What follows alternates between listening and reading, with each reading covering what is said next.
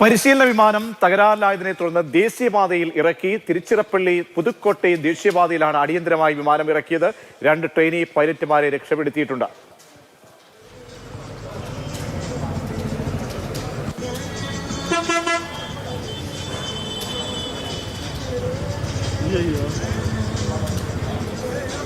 K V ശ്രീധരനുണ്ട്. ശ്രീധരൻ, അടിയന്തര landing വേണ്ടി വന്ന സാഹചര്യം, അങ്ങനെ ലാൻഡിങ്ങിന് പരുവപ്പെട്ട ഒരു സമയവും സാഹചര്യമൊക്കെ ആയിരുന്നോ അവിടെ ഉണ്ടായിരുന്നത് ദേശീയപാതയിൽ?